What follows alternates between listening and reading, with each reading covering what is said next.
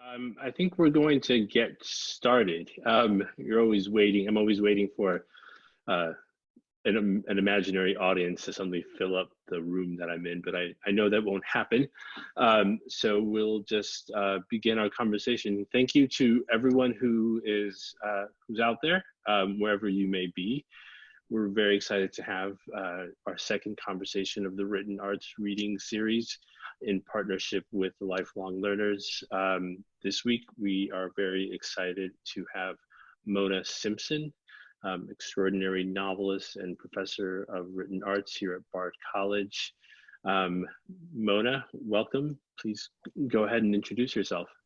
Thank you. I'm Mona Simpson. I've been at Bard for an awfully long time now. I think I've taught here since the very late 80s. And it's a delight. So I'm glad to be here. And I'm glad that people are reading everywhere in addition to baking bread. And here we are. So we're going to have a sort of slightly similar format to last week for those of you who are here. Mona is going to read a few pages from her story, Wrong Object, which some of you might have been able to have access to.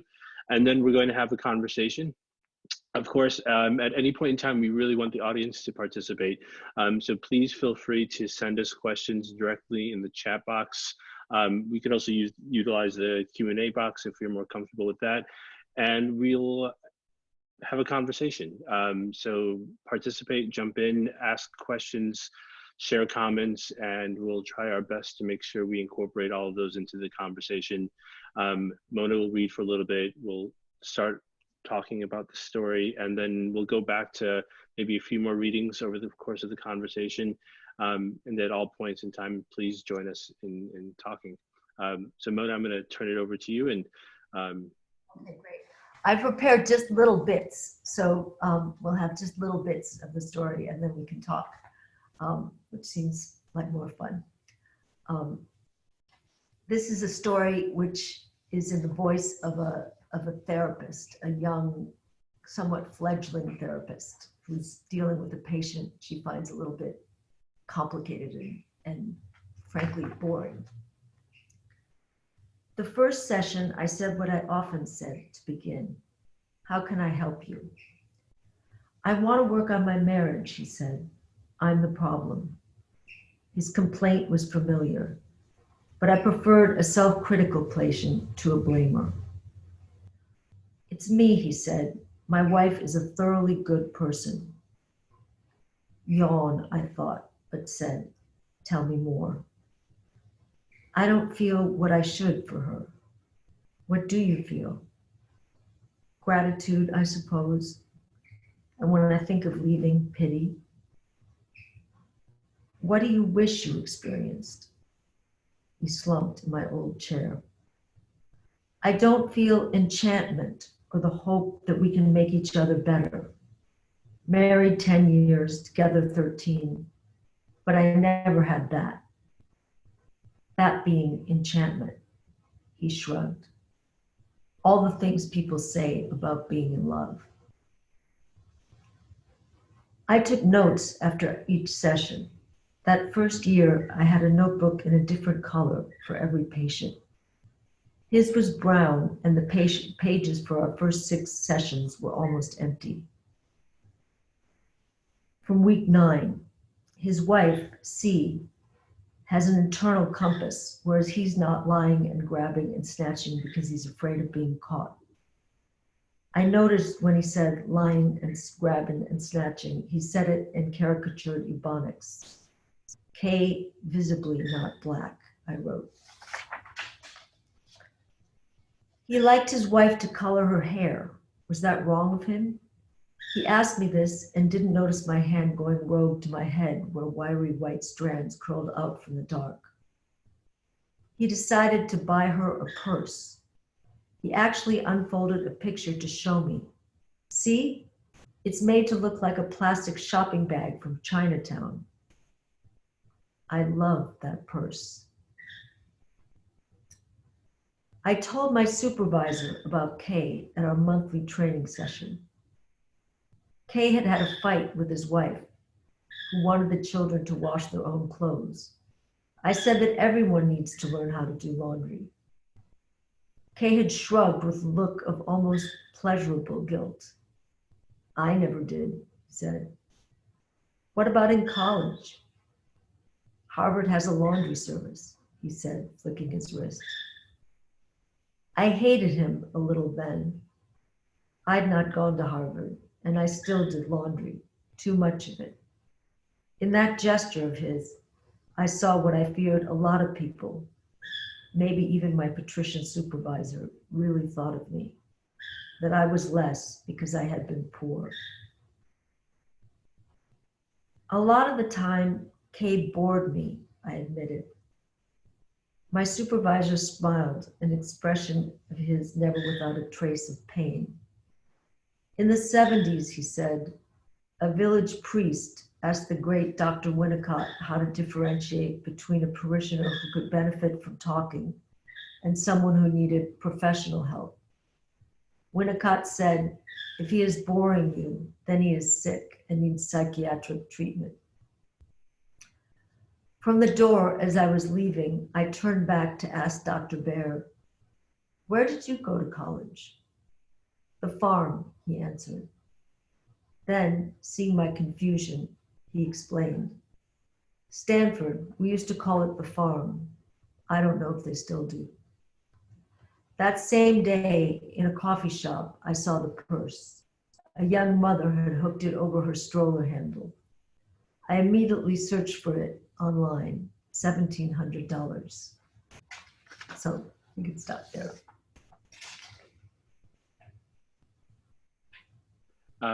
Great, thank you, Mona. One of the funny and sort of remarkable things about this story is how on the surface, it seems to sort of be about one thing, of course. And then at the same time, as the narrative progresses, we begin to understand our very complicated and interesting narrator more and more. So I guess what I maybe wanted to start talking about, creating a narrator who has this interesting sort of position where she's introducing us to a character who she doesn't particularly even like. It's almost like there's a presentation of somebody who, rather than trying to make us sympathetic to them, almost from the very beginning, there's an argument being made against her patient. In a way, yes, that's true. I thought it's an interesting subject to me, somebody who's been a patient in therapy, first of all, what is the therapist thinking? But also, even though we know there are professional relationships in which we're not supposed to have favorites, much as in a family, one does tend to have favorites. Even as a teacher, there are some students one connects with more easily than others. And it's an interesting subject when that connection isn't immediate. I can think of one Bard student a long, long time ago I learned a lot from. She wasn't a particular favorite of mine, but she was extremely persistent and she wanted me to do an independent study with her. And I said I would, but because, who knows why, because we didn't have the most easy, fluent connection, I was very frank in my comments to her stories and my suggestions. I was just very honest. There was not the usual sort of, I wasn't as sensitive probably as I could have been. And she learned so much from me. She improved massively over that semester. And I ended up really liking her and respecting her so much for that. It was an interesting thing. It makes me think about how sometimes we have the most to learn about ourselves from the things we sort of dislike. There's a quote from a literary scholar who apparently asked students to take an exam, and the exam only had 2 questions. What book did you like least this semester? And the follow-up question, what character flaw in you does that point to? And so I'm thinking about this particular narrator. What flaws in her are sort of being revealed the more she tells us about this patient and what she doesn't like about him? Quite a few. I think her class anxiety is definitely an issue. She she's he's a wealthier person than she is. And then there's also her own sense of what she should. She's still young in her profession, and she doesn't really know what to do and what's always the right thing to do. There's a question from Nina, where she notes that she loves this passage, and she wants to know, do you draw a lot of inspiration from your own life in writing it?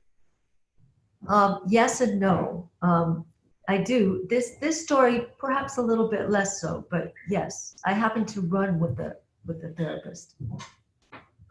You run with a therapist? Um, Questions about this? Maybe the class thing that you noted, I think, was something that I was sort of interested in, because it has a way of revealing itself almost without the narrator's conscience. Like she's a therapist, and so presumably quite thoughtful about how she presents herself or how she narrates herself. And yet it seems like she might not even be fully in control of all these little bits of information about herself, about her own anxieties that she might be revealing. And I guess I'm curious, like, is class maybe in particular something that's so delicate that we don't necessarily have an easy vocabulary for it? I think so. I think now especially, I think that's true. I don't think there is as ready a vocabulary for class. I noticed that. I noticed that there are programs at Bard and other places for some students who might be coming from difficult backgrounds of one kind or another. But there are very few accommodations really for a student who really is from an economically deprived background. That's a very specific and complicated legacy to bring to a college like to an elite college like Bard. Yeah, and in her case, you know, presumably, I'm wondering how that imbalance, or how she's in a different sort of economic class bracket from this patient, how Yeah. how that might even. Yeah, she's not terribly poor. I mean, she's a working therapist, and presumably her husband is. I envision him as as a professional as well, but they're just not. They don't have the degree of ease that he does. As she says, she's done laundry before. Mm.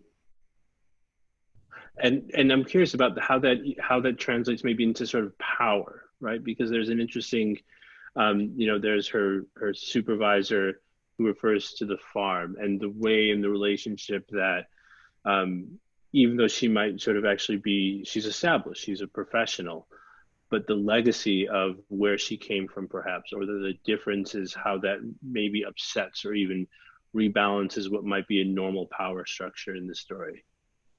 I think so. I mean, I think she's existing in a very, a therapist exists in a very specialized realm. So she's not, he's not seeing her as, he's talking about his wife, he's talking about his wife's looks, he's talking about feminine attributes and liabilities. He's talking about his wife dyeing her hair. He likes it when his wife dyes her hair. He buys his wife a fashionable purse. He obviously has a vision of feminine ideality or beauty, in which he doesn't particularly include her or even see her. And of course, she's a therapist, but she's also a person. You know, she is conscious of her own hair. She's attracted to that purse, which she would not want to be. She would want to see it completely in terms of his needs and how to best help him. But the funny thing about therapy, like a lot of transferential relationships, like teaching, is a lot of it comes out of a relationship that's a personal relationship. It is between two people who are close, even if in a specific way, even if in a delimited way. It is a personal relationship, so you can't completely take yourself out of it. Yeah. Do you think, does she like him, or does she want to like him? He doesn't like him at first, but she comes to like him better. Yeah. When she comes to know him a little better. I wanted to touch back on something you noted about also about objects and the way objects begin to sort of accumulate throughout this story. We see the purse that he buys for his wife, and obviously the title of the story, Wrong Object. Can you talk a little bit more about that, about how objects are sort of constructed, how they're viewed? Are the women in this story objectified, or do they run the risk of being objectified by somebody like this patient? Hmm. I think it's a question she's asking herself. That's certain. That's for certain. And there aren't too many objects in the story. There's you know it's a very circumscribed story because she's really there's only two settings. If you were filming this story, there would be mainly her office, her her supervising therapist's office, and and at one point she walks outside or goes to a coffee shop, but there are very few settings, so the objects take on a certain talismanic setting. And she's a new therapist, so she's setting up her office, and yeah. There's a question. I'm sorry, there's a question from Jonathan Becker, where he writes, a big part of the story is about relationships. There's a passage that reads, okay, so I don't have the sparkle he said, or whatever that is, but my question is still the same. Do I love her enough? The problem is choice. If you turn away from your instincts, you're left with the rationality, essentially with shopping. There's something repellent about deciding to pick a person that way. This one's a wonderful cook. That one looks great dressed up. The other one's fluent in 3 languages. Isn't that more or less what we all do? I said. So Jonathan wants to know, what are you thinking or saying about relationships? Well, it's a question. It's a question. She goes on to say, that his contention is that if you're not going for a kind of that feeling of being absolutely in love and enchanted and what I guess a professional would call limerence, what are you doing then? You're picking qualities the way you would pick them if you were researching a blender to buy, and is that the way we want our relationships to be? And she's saying, well, perhaps you're being too hard on yourself. I mean, we all do that.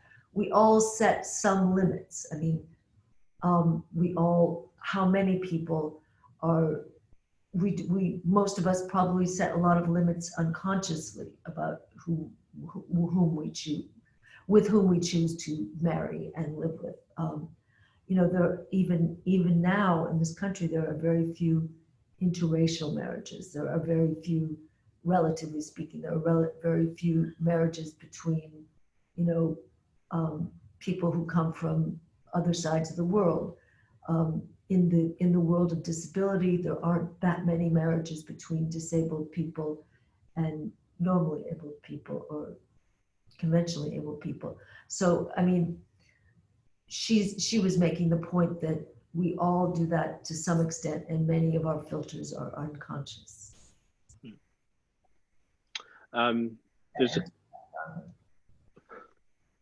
There's a question from Daniel.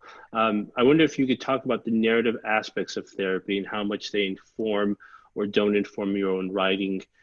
Thinking about the intriguing books, The Good Story by Kutsea, co-writing Conversing with the Psychotherapist Arabella Kurtz.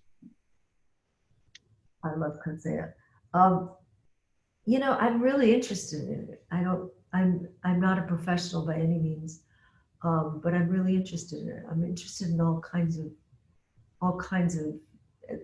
especially I write novels mostly, and so I'm especially interested in the narrative conceits of, we're coming, a century after the great heyday of realism, of the great 19th century novels. I'm interested in other ways of telling stories, even within just pushing the edges of realism in various ways. So I'm interested in different ways of telling stories. And this is one of them, the therapeutic model, the transferential model, you could say. Hi, Mary. A question from our own Mary. Mona, given this subject matter, Actually, maybe before reading Mary's question, I'm going to ask Mona if you could maybe read a little bit more from the story. Okay, sure. Um, let's talk about our relationship, I said. Our relationship, Kay said. Well, we've spent a good deal of time discussing your feelings about your wife. Let's consider what's going on right now in this room and whether or not that's satisfying. This is a relationship we could end without damage. Our relationship, he said again. I hadn't really thought of us as having one. I'm all right with you, he mumbled. Really? Because I'm not sure I've been able to help you. Sometimes I feel we go over the same territory. Well, that's probably my fault, he said. I haven't talked about everything, but I suppose that's what I'm here for. And then he told me. I had a pencil in my hand and I wrote down the date, January 28, 2012. I'm a pedophile, he said. The problem with my wife isn't, I've never been enchanted with anyone her age, which is to say my age. The light in my office made him look dangerously thin, pretzeled on the corduroy chair. My furniture had finally arrived. Kay was the only one of my clients to notice. I was aware of the narrowness of his shoulders in a gray-colored sweater, the niceness of his socks. All the hair on my arms stood up. There are questions I want to ask, I interrupted, but I need you to be aware first that in the state of California, don't worry, he said. I've never touched a kid. I never will. That's not why. He shrugged. Not a possibility. I have too much to lose. And it'd be wrong. I get that. I have 3 kids. As he talked in an even voice, I felt for the first time that we were in something together. Okay, I said, sitting back. I had 100 questions. Should we stop there? Yeah. Good. Maybe it's a great point for Mary's question. Mary asks, Mona, given the subject matter, the story could so easily have fallen into sensationalism. How did you grapple with that during the process of conceiving and crafting this story? I don't worry about that, really. I mean, I think, I don't know. I don't think I'm such an unsensational person in that way that I don't worry about that. I feel like, good. Maybe it'll be, maybe it'll be a little bit provocative. There's a question from Duff Allen. He says, I wonder if you could comment on the dilemma or dynamic of using a first-person narrator who's both storyteller and character in Wrong Object, as well as the mesmerizing tale told by a grown woman in Anywhere But Here, and the 20-something man in Casebook. Hi, Duff. I received your email and I will answer it soon. I'm sorry I'm behind. It is good to hear from you. First-person narrators are very interesting. I almost feel at this point in time, it's very hard to have a first-person narrator who's not a character in some way, because I feel like we're asking ourselves, well, what is this person's role? And I it's so hard to believe in neutrality exactly.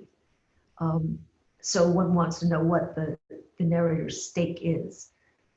So I guess I love first person. I think it's the most natural way for me to write, whether it be, a first person that's similar to my own sensibility or one that's very foreign to me.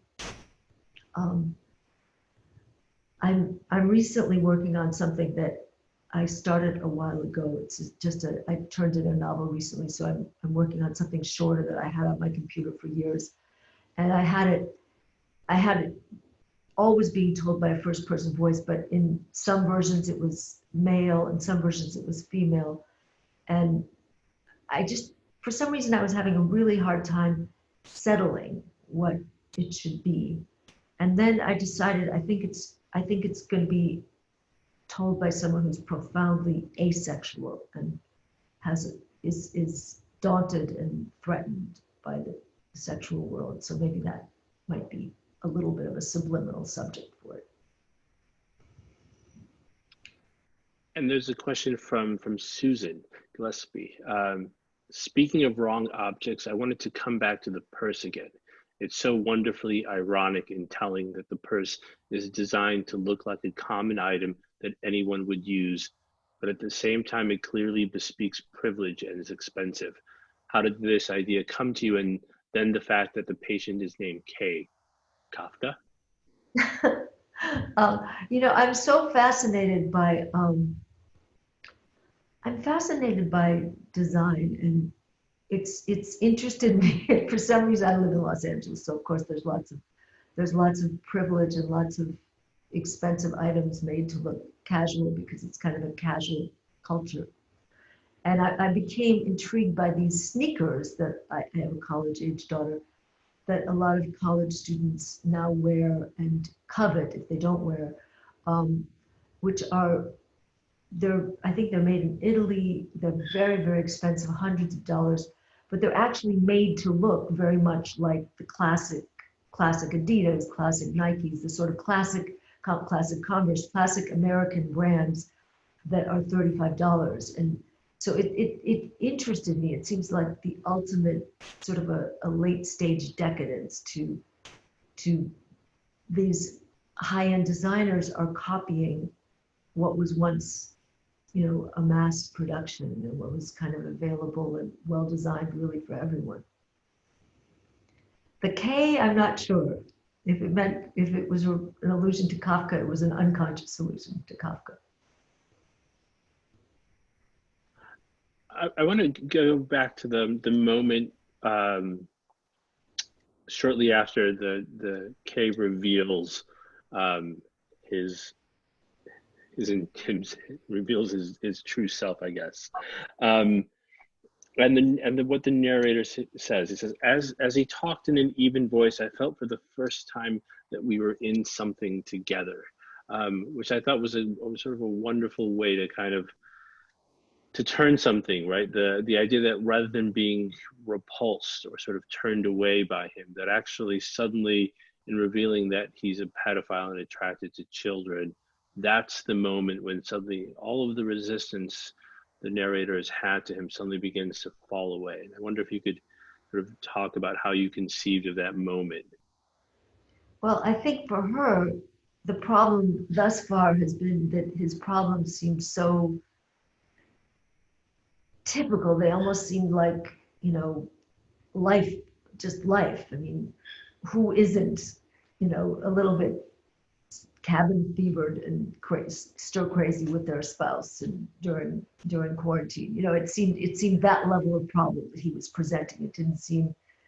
It almost seemed to her, it didn't seem much intellectual challenge to grapple with, but obviously this is something.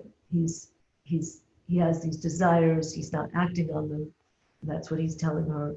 And so that is a problem, what to do about that. And she immediately thinks of, in thinking about this, she immediately goes back to, I did a little bit of research about this, and she immediately begins to think of how how therapists, you know, 50 years ago, and in some places even now, deal with homosexuality. They see it as a problem and how to fix it. And I guess notoriously, sexual desire is one of the harder things to deal with in therapy.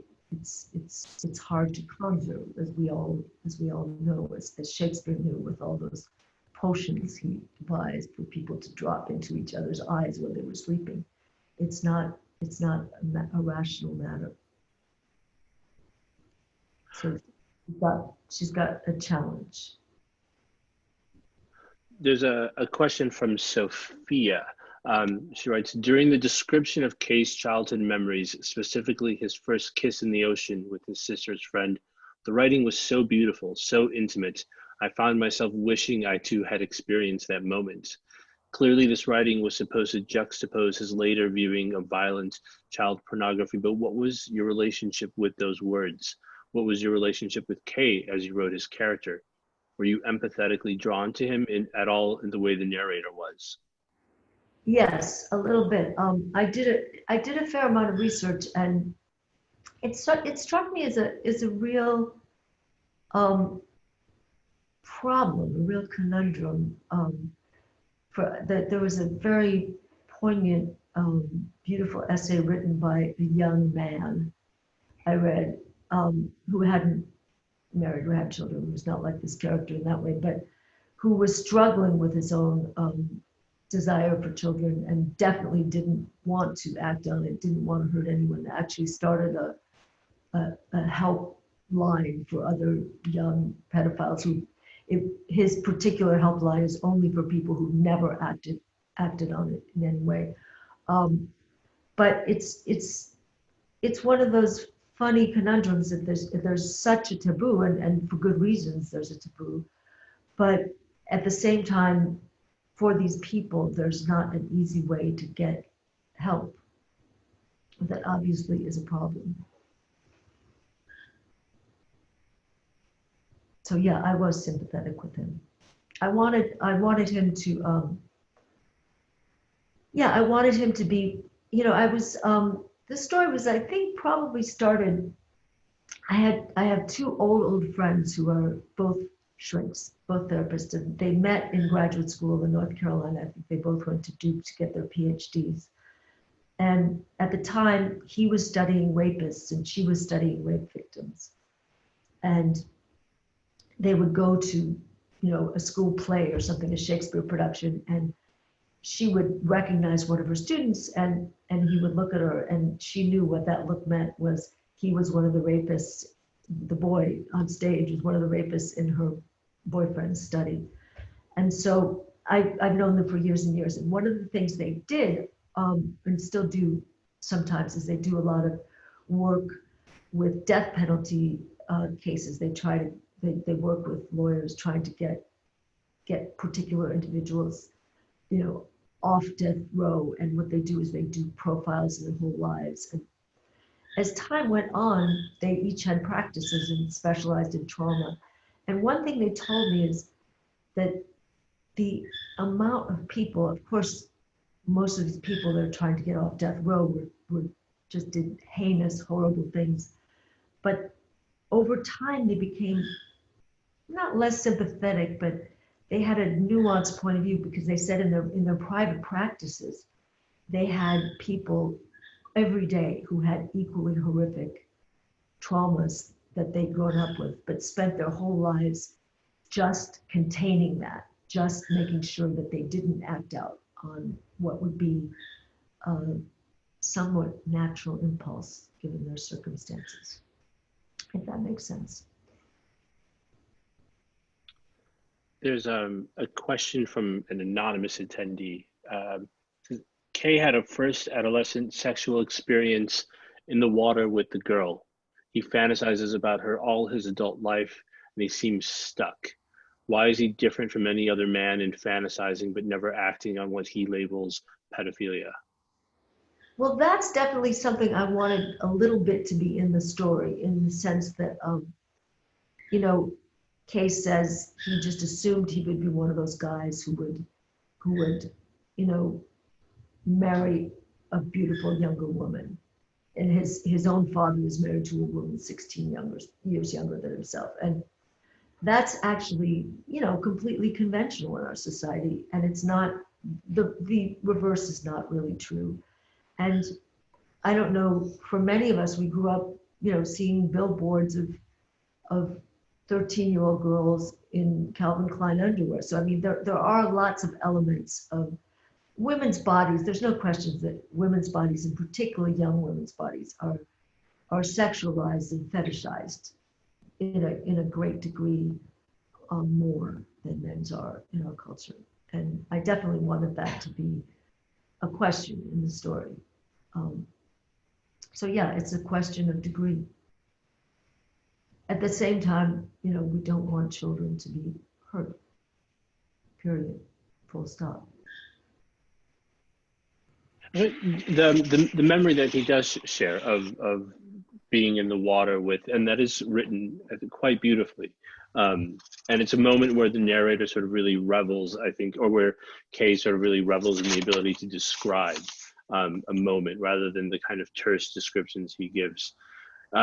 Did you see that moment as trying to as being a real possible causal thing for him, or is it something that um, or just maybe the connection between that particular memory and then Kay's desires? Is it because he's holding on to this particularly beautiful image from his childhood, or is that a false equation that he's trying to use to explain away something that perhaps doesn't have an explanation?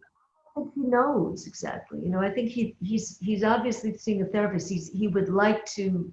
He talks also about the girl in his office whom he went in the first place to therapy because of a young intern in the office. The CFO in his office daughter came and wanted to learn from. She was interested in law school, so she came and followed him around for a few weeks, and she developed a huge crush on him. And he felt there was a real connection between them, but of course he stayed, away from her because he didn't want to. He didn't want anything uncomfortable to emerge. But so he has a sort of romance, he's able to feel romance sometimes in these circumstances, but he hasn't been able to feel that in what we would say is a healthy, normal, age appropriate way. So he's grappling between those two things. And I don't think he knows exactly why or how or when this started, or he's there to change that. But the therapist also acknowledges that it's not something in all the therapeutic literature that is considered very easy to change. When the story was published near the end of 2018, so very much in the throes of our sort of contemporary sort of debate and the sort of rise of the Me Too movement, and I was wondering if you were conscious of that when writing this story, that you were creating a very problematic character, but not only problematic character, but a problematic character in a very particular moment in our cultural history where sort of the desires of men like this are and the power that they level or that they are able to sort of use are more under more scrutiny than ever before. If that compelled you to write this story, or if that was something that made you anxious as you began to write the story. I was a little anxious. I've been a little bit, I've been questioning myself a lot. I mean, it's funny, I taught Lolita, oh God, it must have been probably 15 years ago.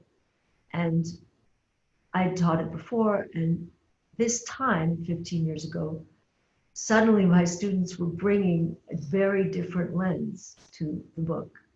And I was taken off guard.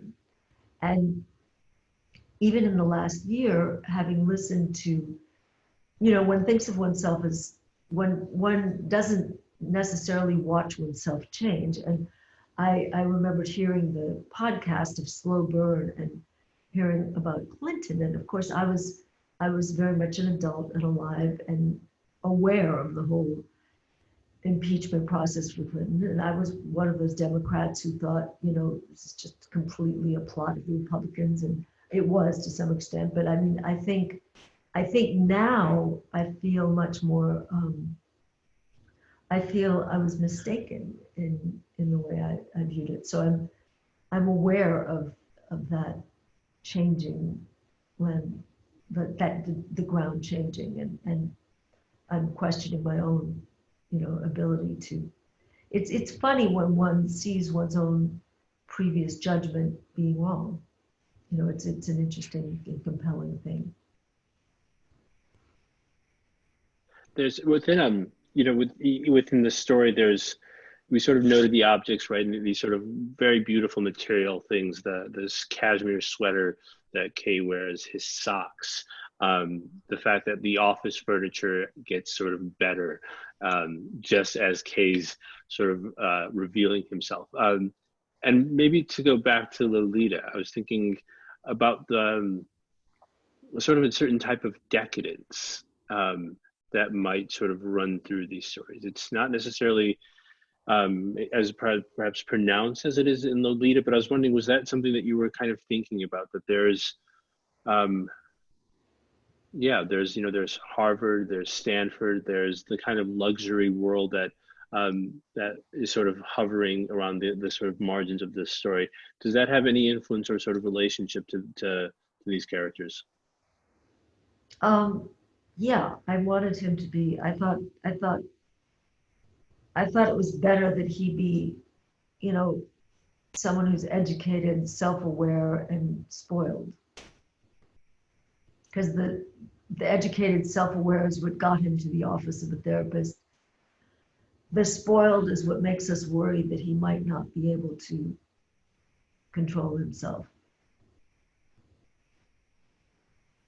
Yeah, which maybe makes me think also too about one of the things that we sort of noted a lot in, sort of like the Harvey Weinstein case, or a lot of the kind of Me Too, that there's it's the sort of power and the wealth that oftentimes these men have are the very things that make possible the types of sort of abuse that they end up committing. It's because they have these resources.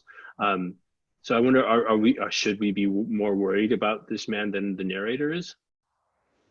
I think that's a question. I thought of him as somebody who is genuinely trying to. I didn't want him to be. I mean, you could certainly, Humbert is. You certainly need to worry about Humbert, but I wanted actually this to be somebody who was struggling within himself to not act on his demons and to not hurt anyone. And I wanted him to be seeking help for that, and for an easy way to help him not being available even to a therapist. There's a question from Greg. Are there any clues as to why Kay chose a female therapist instead of a male, or this particular therapist? I didn't put any clues as to why he chose this particular therapist and how he got to her. I didn't do that. But I did. It does make sense to me that he would want a woman. I think he thinks that a woman would be possibly more sympathetic, possibly more understanding. I think he's probably good with women in a superficial way and counts on that charm, perhaps. That's what Maybe now would be a good time to do it. Maybe go back and sort of pick up the reading and give us a little bit more on Kay. Great. Let's see. Why did you come in to see me when you did? I asked. I called you because of a girl, he said. He hadn't in the least invited the situation. In fact, he avoided one-on-one time with his own daughters. He tended to take them places together, though he planned activities for himself with his son. I couldn't imagine that kind of carefulness with my children. This girl, he said, followed him around at work for 3 weeks as a project for school. And she fell for him, the eighth grader's crush so obvious, it became a joke in the office. Even her father, the CFO, laughed about it. For Kay, this was excruciating, because there was a current between them, and she was showing it, while he had to act as if it didn't exist. She asked him for a 3-day-a-week internship. He said no. She slows me down, he told her father. I spend all my time explaining the law. The CFO was offended because Kay had insufficiently gushed over Isabel. Isabel, her name was. Everyone else in the office loved Izzy, the CFO pointedly said. It was over now. He hadn't seen her or heard about her for 8 months. He had never once asked her father what she was doing, or whether she trekked through Orange County for the Christmas bird count. She'd talked about that. She kept a notebook with her sightings of local birds. She told him about a population of wild red-crowned parrots. that had been growing since the 40s when a flock escaped from a truck heading north from Mexico to a pet store in Bakersfield. Now he read about birds whenever there was an article in the paper. He'd grown more attached to the family dog. So you had your love story, I said. I fell in love, but in an impossible way. That's what we call wrong object. Our hope is to keep those feelings and direct them to someone else. I said that, but I didn't know whether it was possible. Right object, he said. Well, we all know who that would be. I sometimes think I love my dog more than my wife. Can we stop there? There's a lot there. Part of me is wondering, why does she believe him? It's interesting that as he starts describing Isabel's sort of admiration and affection for him, there's a way in which it seems like she's actually willing, like she's becoming a participant in his story in an interesting way. Girl, who? I'm sorry, the narrator. Or not necessarily participant, but she seems like she's going along, like she's recounting it as if it seems legitimate to her. Well, I mean, yes, I mean, he is there. What, you know what I mean? Why would he be? He doesn't have to be there. Why would he be there telling her a lie? I guess, I think. Yeah. No, well, I guess I'm curious about when he's describing Isabel's affection for him. Like why, what that I definitely sort of believe that, everything he's saying, but I guess in terms of the way that dynamic is sort of playing out, his idea that, she naturally is attracted to him. And I wonder why, because I could also just imagine that no, she's actually not attracted to him, that she's actually scared of him. Yes, and that may be, any of that may be true. I mean, I don't know if she would be scared of him because I mean, if we believe that she asked to stay on as an intern, Yeah. then I think we have to believe that she wasn't scared of him and probably did want to stay on. But the thing is that I think that it's interesting that that we're that suspicious of him, and that the thing that's so interesting about that is it's what people say is I've gone on, there are forums for people who are minorly attracted, who what they identify as minorly attracted people, men predominantly.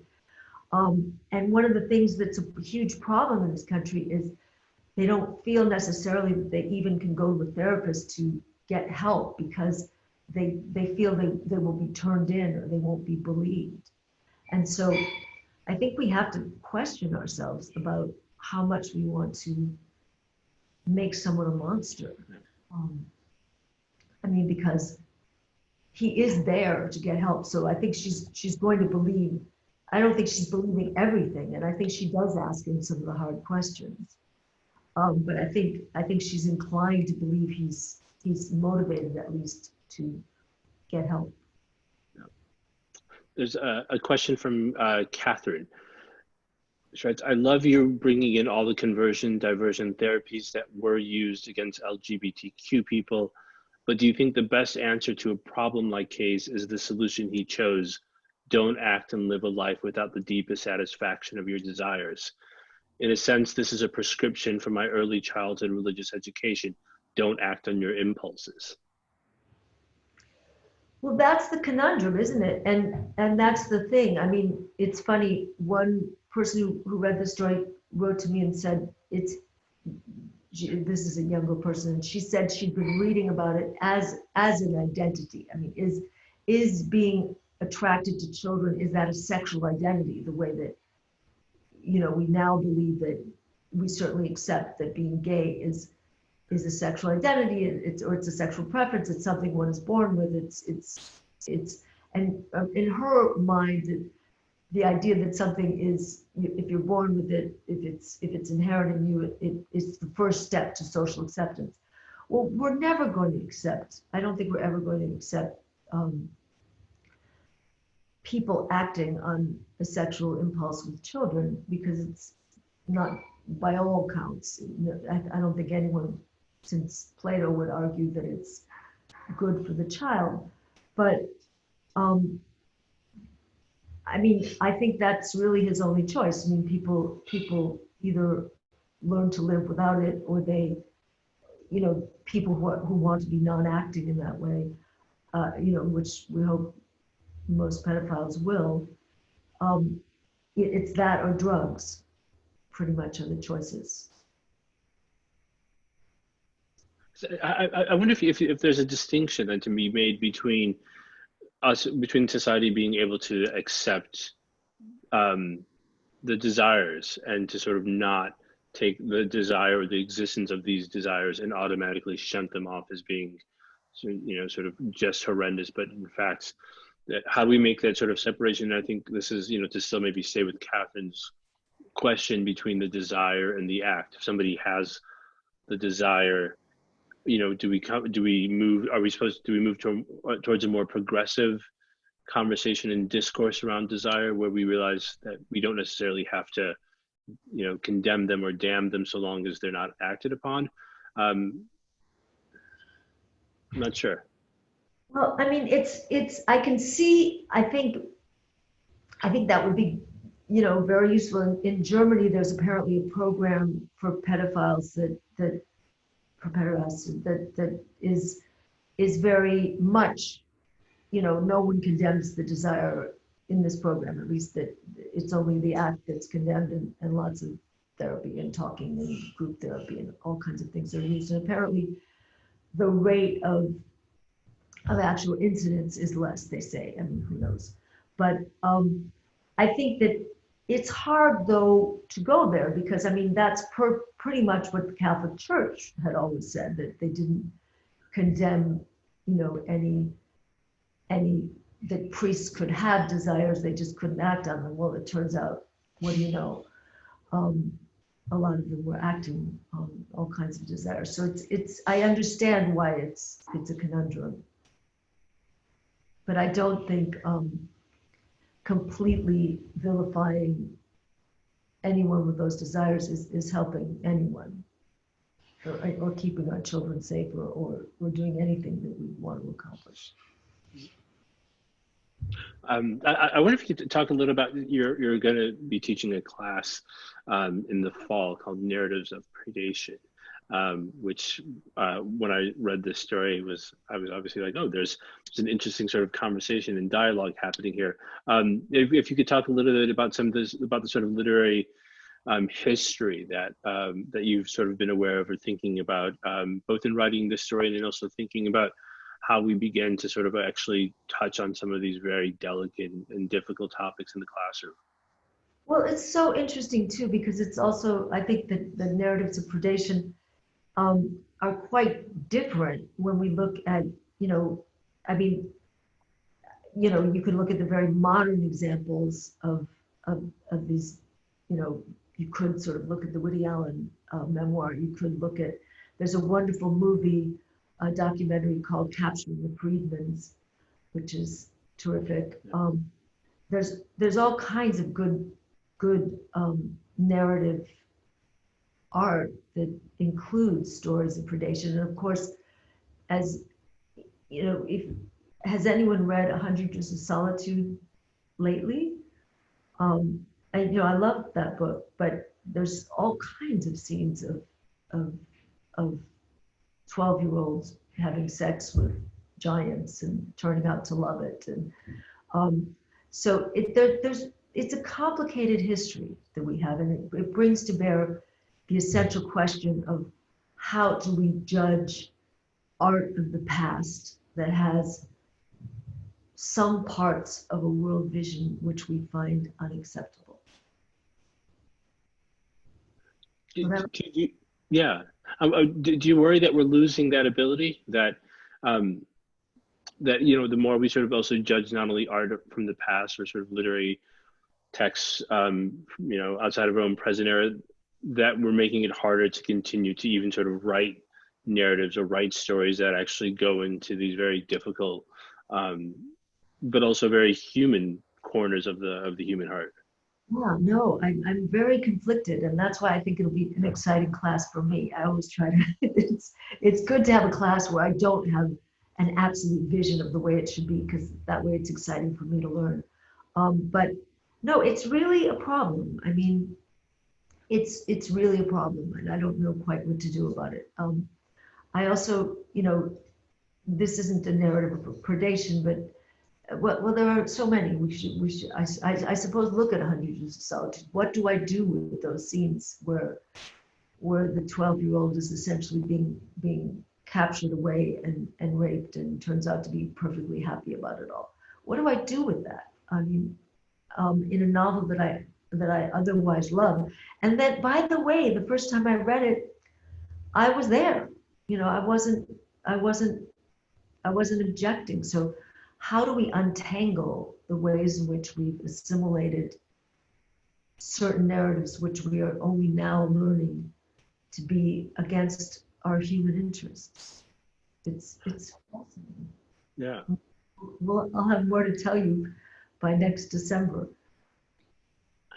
There's a moment when the narrator, when after Kay first explains, or describes what his why he's there, when the narrator describes, and she says, the light in my office made him look dangerously thin.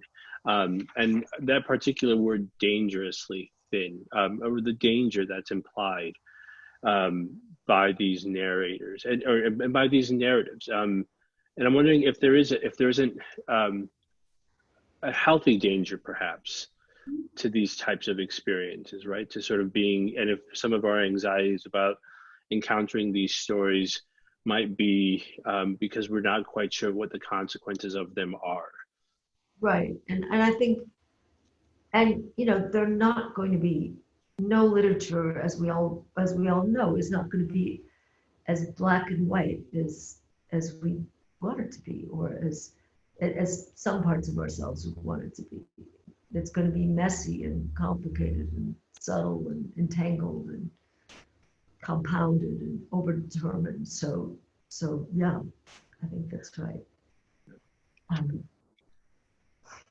But maybe especially these questions of sex and power, especially now, maybe do you feel like they lend themselves perhaps more clearly to a kind of clear delineation between what's right and what's wrong, that once we sort of, there's a kind of moral totality sometimes, it feels.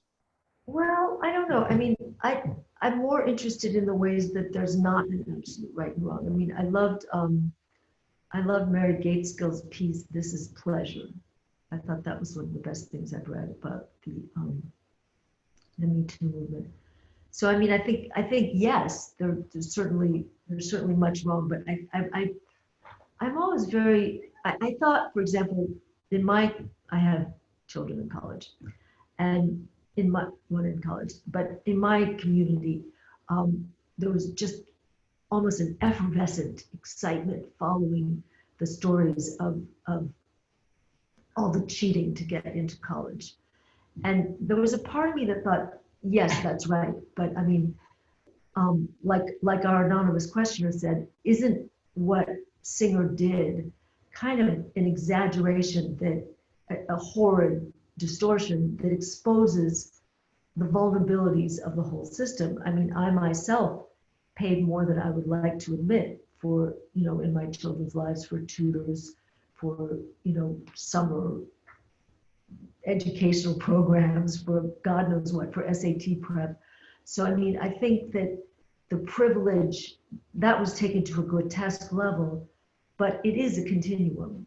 And I think it's easy enough to get very righteous and absolute when we don't want to look at ourselves and our own complicity in these systems. Which maybe brings me back to our narrator, who starts off somewhat maybe righteous, because she finds this man sort of boring, but then she actually she changes, she evolves, sort of dramatically, to the point where she becomes the one who's sort of harboring a secret. So I wonder if you could sort of talk about that, about what it means to sort of encounter and to hear how she changes in that way as a result of hearing Kay's story. Why does she keep it to herself? Why does she, um, yeah. Well, she's decided that she can accept his version of things, and she believes him, and she believes he's genuinely striving um, to get better, really.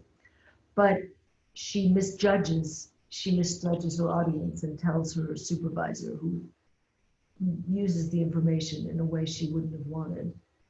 And so her judgment becomes clouded, I think.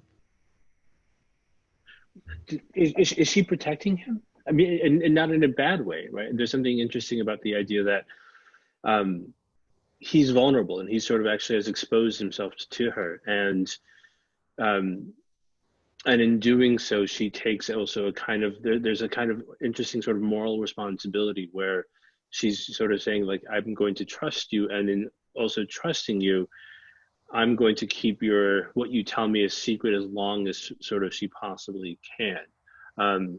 That suddenly she's. You know, we all come up against these problems of the law. I mean, you know, if a student comes to us and tells us about a rape, we are obliged to report that, you know, by law, even if the student does not want us to, and even if it might be an unwanted intrusion into that person's life. And so there's also that level that she's contending with, and that the story is contending with. That we're all operating within these larger systems, which may or may not serve the individual. And when Kay does tell her about the porn, about the violent sort of, you know, illegal pornography that he's watched, was that a reflection? Do you see that moment as a reflection of trust, as a way of saying, okay, he is going to sort of reveal even more of himself, or he's going to show us that he does have the ability to sort of put limits on his desires? Well, yeah, I mean, he saw something, and then he saw a bit of particularly violent, and he turned it off and was disgusted. But he does tell her, and he did watch it, if only that time, which makes that knowledge, her having that, makes him vulnerable, because it varies from state to state, but there are mandatory reporting laws. So yes, she does want to protect him. Of course, the therapeutic model would say that telling another person will help him keep these impulses in check. But we're also colliding with the law in this case. Catherine has another question. She says, please talk about her supervisors not having told her in advance that he's turning Kay in. It felt like a huge betrayal of the narrator and a reminder of their class difference. Well, I don't know if it was the class difference. He's also kind of an old guy, the supervisor. He's quite old in this, and he's a little bit of a comic figure. But yes, he should have told her, but he didn't. He thought she was using bad judgment, and he was very suspicious himself, and thought that the safest thing to do was to, you know, turn him in. And I'll see what he says, but yeah. And then after he does so, the consequences of that are sort of interesting. You know, Kay's turned in, but it actually ends up kind of turning the story into something that I was totally found it completely unexpected. That brings the wife into the story in a way that might not have been possible. And that's something she wanted. She wanted him to tell his wife, and he wouldn't, and he didn't want to. He resisted that, but in a way, the result she had hoped for happened. That he and the wife became a team. So. And does that become a deeper kind? You know, the idea of love, which is sort of there from the very beginning. And the fact that, Kay says at one point he thinks he loves his dog maybe more than he loves his wife. Does he deserve her? Well, whether he deserves her or not, I think he probably appreciates her more now. Um, I think, sometimes also I think we feel things that we don't necessarily have. Sometimes we have great wells of feelings that we don't have access to. And I think we've all had the experience of not realizing how much someone or something meant to us until we no longer have that person. So I think he probably did love her more than he realized, and now maybe has a bit more access to those feelings. Did you want to read one more final reading before we? Sure. Let's see. Do we have time? Sure. Over the next few weeks, Kay told me about his first object. We added a second session Thursday mornings. The summer he was 13, Kay had fallen in love with a friend of his sister's, a girl named Anna Lee. His family had rented a house in Malibu, and he followed the two girls everywhere. The ends of her hair touched her hips. She had stick legs, dark compared with his own freckled skin. He was a geek then, he told me, with acne. I thought I would grow out of that and be one of those guys who had a beautiful younger wife, he said. His mother, in fact, was a beautiful wife, 16 years younger than his father. The three children slept on a porch cantilevered over sand and heard the thunder of rippling waves all night long. Anna Lee's wrist had brushed against his, but that was all until the day before he left. His parents had decided to return home early. When the three waded into the ocean and his sister ran back to get a popsicle from the refrigerator. He watched her trudging up the sand and thought her bum was too big. Anna tied her hair up in a knot by touch alone, her elbows out to the sides of her ears. He was standing just barely with ridged sand under his feet. The waves lifted him up and down. It was like jumping without gravity.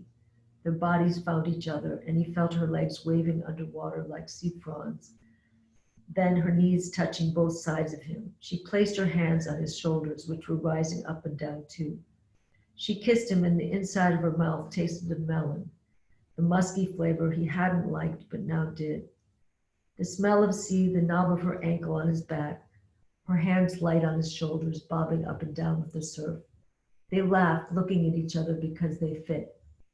Then, suddenly, a huge wave came and unlatched them, hurling them tumbling into foam, and when they emerged 9 feet apart, her face was covered with her netted hair, the rubber band lost to the sea. His mother, in a yellow blouse, stood waving from the deck. His sister was returning, her splayed feet sinking in the sand with each step.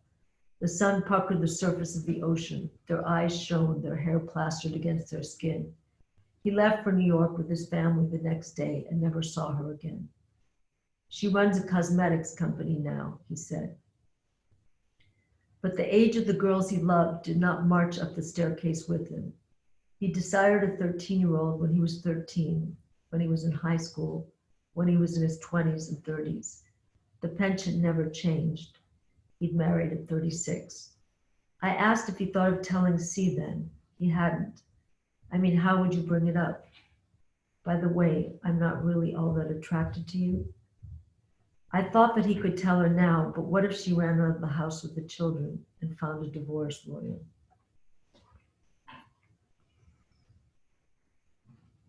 Thank you. There's a question from Celia. One quick query. Mona, were you thinking of Annabelle Lee in The Kingdom by the Sea in this scene? Yes, certainly the Poe and also Lolita, just in the name. And of course, and Celia asked, and Lolita, and which quotes from Poe? Yes, for sure. Maybe a little bit more about why there was a particular sections from Lolita that I was thinking of where, even with the sort of the beauty, there's a kind of luxury of beauty that Humbert sort of really notices and pays attention to. And I'm wondering if, the description here, it's the narrator telling us Kay's memories, but I'm wondering how those two perhaps even sort of converge. That are we also witnessing Kay's own ability to experience and also sort of really witness beauty in his own life? Yes, but it's, in such a limited form. Like by the end, he's, what we really hope is that that sense of enchantment that he gets glimpses of can be expanded, can be extended. And in Lolita, we have that by the end of the book. I mean, a lot of good it does Lolita, but um, by the end of the book, there's that section where Humbert has long lost her, but he's on a hilltop and he hears the sound of the children playing and realizes that the shame isn't, although he misses her, that the real shame isn't that he's not with Lolita, it's that her voice is not among her peers. She's not in that group of children, or teenagers having that easy, natural banter. And so we do see Humbert's vision extend and expand. And I hope we see the narrator's bit too. And what about Kay? I'm sorry, Mona? I meant Kay's vision expand, not the narrator's. Because it's interesting because Kay kind of slowly recedes from this story. And in terms of what's the benefit or what the sort of therapeutic process has done from the story leaves that space for us to kind of also, because the final voice that we hear isn't actually from him, it's from Kay's wife, and the betrayal that she says they both sort of feel or that she feels also. But I'm wondering about that decision to actually let Kay kind of recede from the story. Yeah, I wanted speaking. I'll answer that by referring to what you said before about that sort of where the role of beauty is in this. And I mean, I think there is something kind of magical about love, even any kind of love, and Kay has described his infatuation with this girl, which he doesn't continue. He doesn't keep her as his intern, but his own form of honoring whatever he felt that was genuine and touching is that he has now adopted her interest in birds. She was a bird watcher, and he's now reads about birds every time something comes up in the newspaper, and his talking about that to his therapist has transferred that to her. Now she's noticing the birds. So it's sort of as if beauty is transferable no matter what. If that part of it is keepable. And it seems even somewhat redemptive. I mean, and not to sort of place too much stock in redemption as being the intent of the story, right? But there is, we see Kay. Yeah, everyone has found some form of settlement by the end, I hope. Wondering if there are any more questions from the audience, our imaginary invisible audience, but we know they're out there. But if not, people, you could please feel free to write in or email us questions later. Otherwise, it might be, unless there's anything else you want to add, Mona. Yeah, thank you so much for joining us and for this conversation. Next week, we'll have Francine Prose, who will be reading from her not her last novel, but he'll be reading from Mr. Monkey. And the following week after that, we'll have Valeria Luiselli, who will be reading from Lost Children's Archive. So please come back and join us again. Mona, thank you so much for joining us. A real pleasure to talk to you all the way in California. Thanks everyone for coming out this evening. Would we would really come out? I know it does. I mean, the thing is, it does sort of feel like we're almost there. Yeah, I feel like you're closer now than you were an hour and a half ago. Next fall in Annandale. Next fall in Annandale, definitely. I hope so.